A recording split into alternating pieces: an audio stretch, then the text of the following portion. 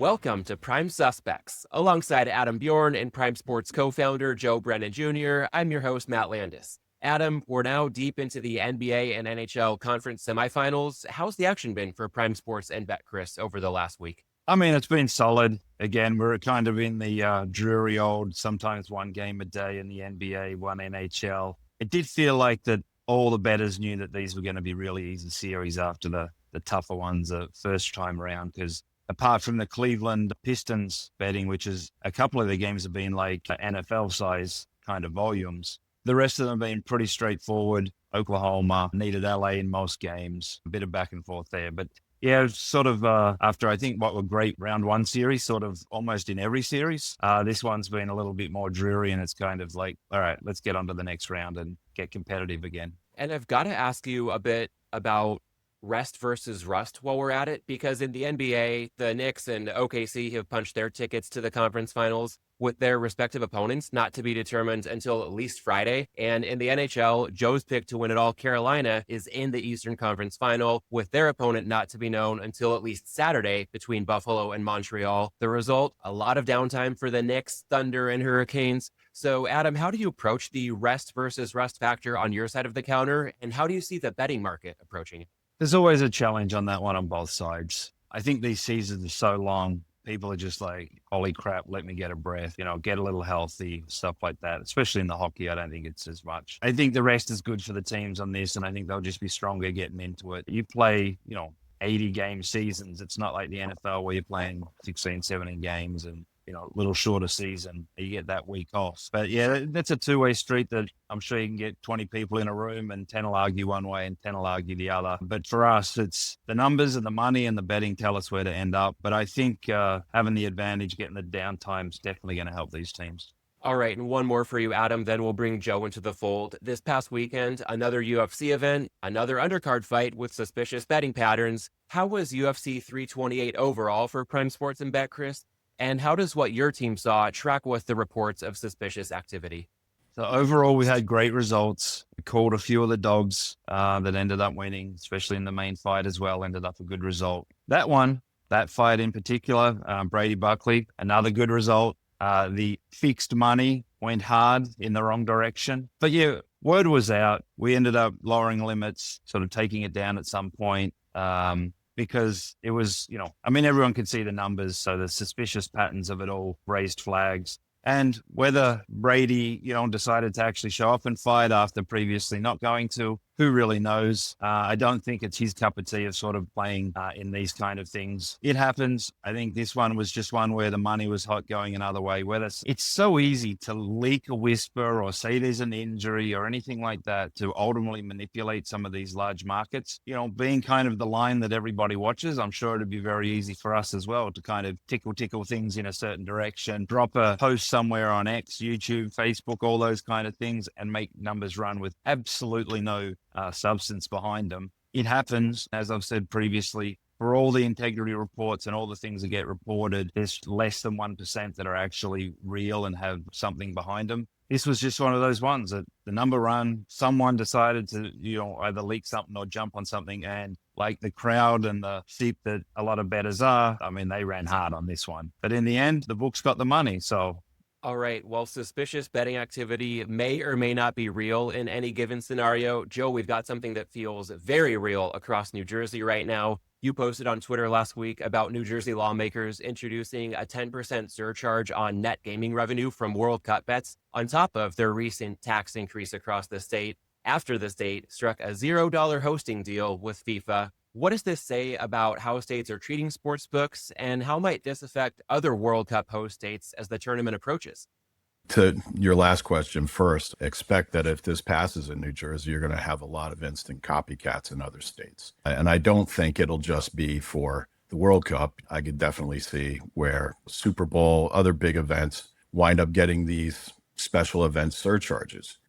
As to your other question, where the states see their sports books, apparently sports books are their slush fund, that they just seem to have absolutely no problem going back time and again, negotiating in bad faith, it seems, and just trying to gouge more money out of the sports books. Sports books, their costs haven't gone down, their market access haven't gone down, their profitability is what it is, and yet the state seems to think that this is a business that should continually be punished, frankly, for doing exactly what it was originally legalized to do. I don't know what's going on in New Jersey other than I think it's just a generational change, because New Jersey had such a perfect balance. And yes, obviously, full disclosure, I was one of the people who worked on that balance. So of course I admire it. But I think now, because you see a lot of the legislative names coming forward now were either junior or weren't even in the legislature at the time that these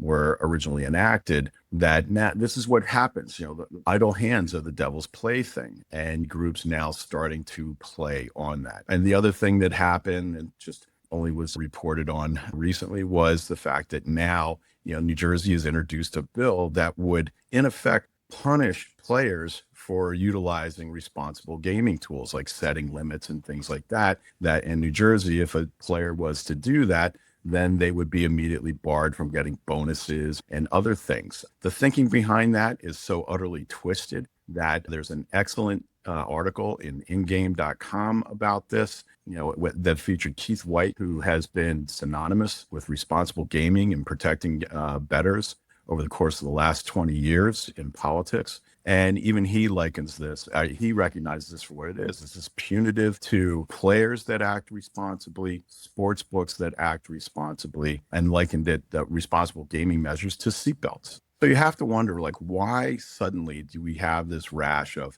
one, the tax increases, and then two, a lot of these other bits that are being introduced in the legislature, everything from doing away with microbet and then something like this. And you just got to kind of wonder why this is happening. Is it being driven largely by the news cycle? Who is going to work on these legislators on things like this? But at the top of all this is adding a 10% surcharge to the sports books, because the state of New Jersey negotiated a terrible deal for themselves. They got no direct money out of the World Cup, whereas FIFA walks away with, I think it's like $16 billion. They don't even get to say that the World Cup final is being hosted in New Jersey. They have to temporarily change the name of their stadium to New York, New Jersey Stadium. New Jersey always seems to be New York's bitch. Let's just be candid about that one. And they got hosed on the money. They got hosed on the naming rights. They got hosed on all of it. And now they're going to take it out on sports books. Oh, they're not just taking it out on sports books. They're taking it out on the fans too, because now a $12 train shuttle ride to the stadium is $150. Why is all this happening? It's because the state and its lawmakers only seem to know how to punish people who are playing by the rules. From states' treatment of sports books to the leading sports books themselves, where you could say it's the best of times and the worst of times for FanKings in the wake of Q1 earnings. Starting with DraftKings, the company posted its first ever profitable quarter, and CEO Jason Robbins used the earnings call to accuse some prediction markets of irresponsibly telling users they're trading peer-to-peer when most liquidity comes from institutional market makers, including at DraftKings itself. The Wall Street Journal has reported 2/3 of polymarket profits flow to just 0.1% of accounts, and Robbins drew a parallel between that dynamic and early DFS. The same day, FanDuel parent company Flutter fired FanDuel CEO Amy Howe, with US EBITDA down more than a quarter, and the perception that FanDuel is lagging behind in the prediction markets race. Adam, we also learned that DraftKings market making arm, which is on the other side of retail prediction market trades, is already profitable. Knowing what institutional money can do to recreational volume over time, what do you make of Robbins' suggestion that this is the DFS moment for prediction markets?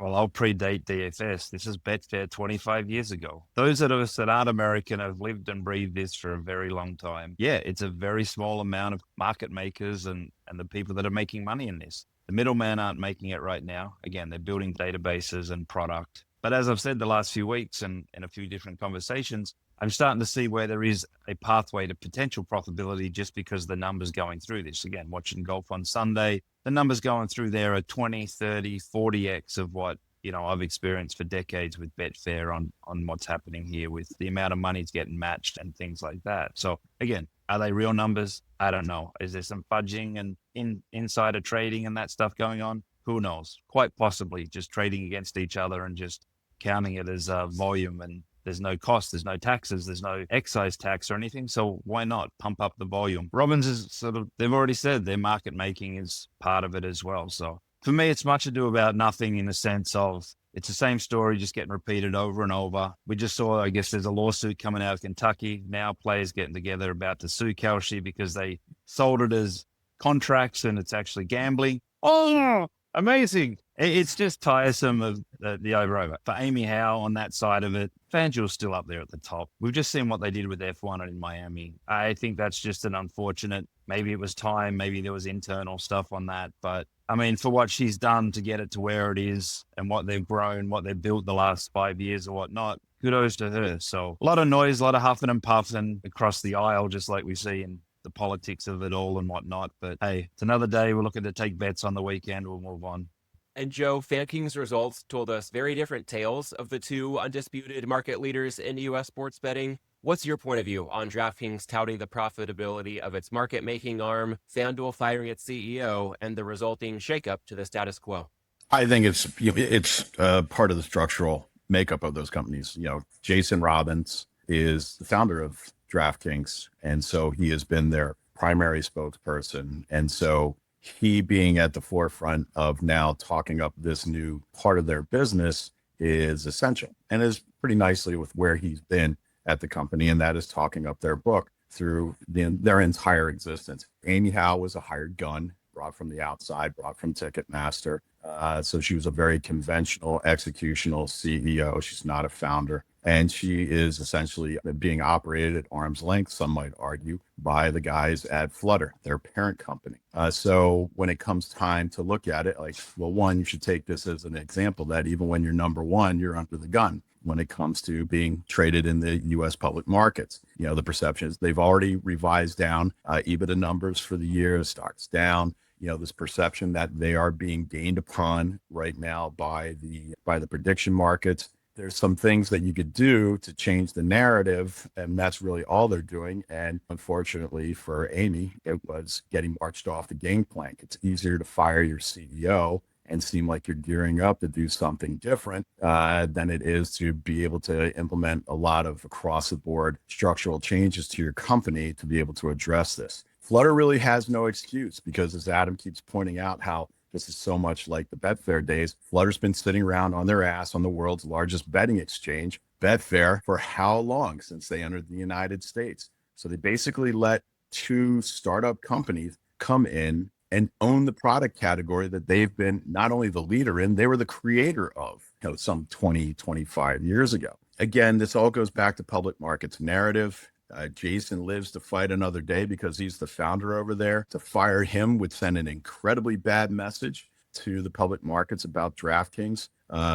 Firing Amy Howe, much less so. Oh, and one other point, what I will say about it, it is a little telling when you look at least who, in the interim, who her successor is, Christian Janetsky, who he is president of FanDuel, but prior to that, he was the chief legal officer for the entity. I think when you look at how everybody right now seems to be gearing up with a lot of hired guns when it comes to legal and regulatory, I think everybody can see where this one is going. It might be an exciting time for me to get back to the mattresses here on the legal and regulatory. Clearly, they're anticipating that this is really the existential thing for those companies is going to be what's going to happen in Washington, D.C., what's going to happen in the courts, and are they going to be able to turn things around in state capitals, or are they going to keep getting nibbled into, like we talked about in the previous segment, by even friendly jurisdictions like New Jersey?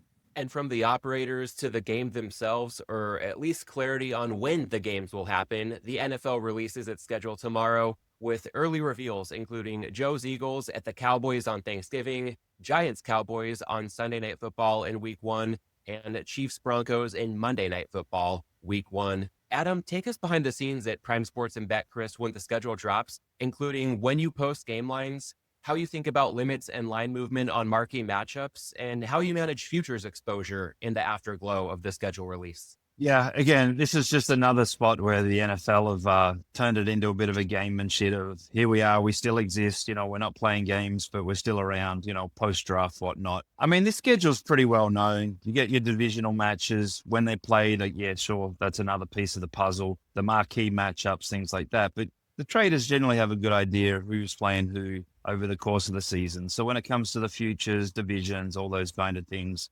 there's not a lot of work that needs to be adjusted to that when the schedule comes out. As for when week one goes up on the betting, I could give two shits. Any bet written between now and, end of July, early August is not a bet that I necessarily want to write. There's not a lot of square action coming in right now. So, there'll be a big sort of bunch of them will put them up and beat their chest saying that, the lines were out first and things like that. But yeah, it's just another day on the schedule. For me, NFL begins. I am hopefully, going to be in Melbourne, September the 11th, turning 50, watching that game at the MCG. So my NFL season's getting warmed up. So as for the schedule, yeah, it's just another moment in the year and not anything to get too excited about from our side. Well, Joe, let's see what you've got in store as I tee you up to ask what has your early interest for the coming season and which matchups you're most looking forward to when the schedule drops. Well, Adam already preempted one, which was the game in Melbourne between the Rams and the 49ers on September 10th. And just in that, I wonder, Australia gets to come to a stadium and watch Americans engage in a full contact, brutal sport that they themselves play a variant of, but they don't wear protective gear.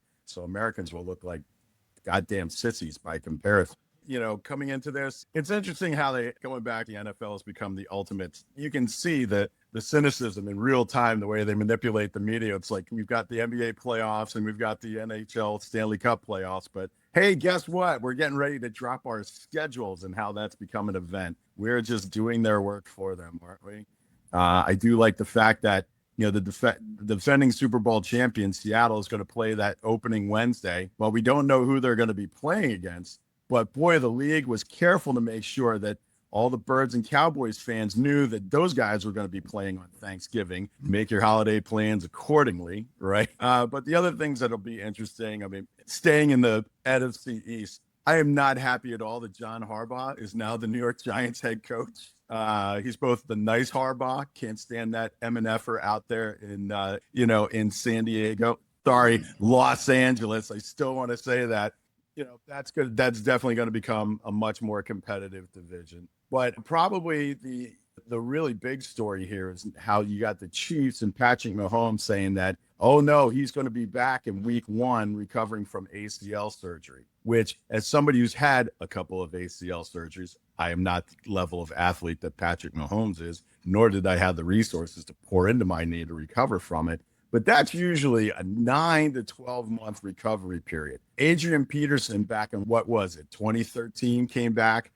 He recovered in less than 8 months when he tore his ACL. He was a running back and he was magnificent for the Vikings that season. And, it will be really interesting to see if Mahomes is really there in week one and to what level he's going to be at. He's probably the biggest story as far as NFL comeback player of the year this year. But maybe the most important game is going to be in week 2 when the Bills Mafia finally get their new clubhouse. They're going to be hosting the Detroit Lions there in week 2. I'm hoping to be there. I really want to see that building the first time open, although right now I don't know what's more expensive, a ticket to that game or to the World Cup final. And we'll close out pivoting to one sport that's not the NFL or World Cup related. Hitting the home stretch with a quick hitter on a more timely event, Saturday bringing us the Preakness at Laurel Park for the first time, albeit without Kentucky Derby winner Golden Tempo. Adam, how's the action looking at Prime Sports and BetCris? And compared to a typical Preakness, what impact are you seeing between Laurel Park being the venue and the absence of a Triple Crown bid? Well, as I always like to say, make sure the regulators listen. There will be no bets taken within the 4 states of the US of Prime Sports and BetCris. However, odds for Latin America last night. First of all, 9-2 morning line favorite. I've got to sort of hang the Preakness morning line maker out a bit. 130%. You're kidding me. I've got my kids making better horse prices in the mornings on races they've got nothing that they know nothing about. Yeah, this is really going to be a bit of a ho-hum race. Golden Tempo not there. Renegade, which I think was the best horse in the Derby, not there. They'll be lining up for the Belmont. off 2 weeks. There's only a couple of horses coming back here. For me, I'm going to be looking for bombs. This is a pretty weak race. There was a few horses that I ended up on early futures for the Derby, Chiponcho, Iron Honor, which didn't make it into the gate. I will not be touching them. They're very short this week, but I'll be looking for some bombs and seeing where the bets come in. Early money, obviously, on the number one. Again, female trainer. We'll be looking at a potential female triple crown of trainers this year. So I know that one will pull in some money. So I've kept it a little shorter, but the last few years have been a bit like this with the Preakness. It's kind of just the ho-hum middle race. It's at Laurel this year while they're doing some work on Pimlico, and we get the Belmont back to Belmont next year after being at Saratoga and things like that. So while there's a lot of race courses shutting down, there is some work being put into some, but we'll run the race. We'll take the bets. I'm sure I'll back something, and that'll be the week that is. Get ready for the Belmont. And that'll wrap the week that is for Prime Suspects. To the audience, whatever you're watching for, enjoy the NFL schedule release, the Preakness, the NBA and NHL playoffs. Thanks as always for tuning in, and we'll catch you next week. Thanks for listening to this week's episode of Prime Suspects. Register for Prime Sports at primesports.com and download the Prime Sports app. You can follow us on Twitter at PrimeSuspects_, at Joe Brennan Jr., and at Adam Bjorn. You must be 21 or over to play on Prime Sports. Always bet responsibly and within your limits. If you or someone you know has a gambling problem, call 1-800-GAMBLER.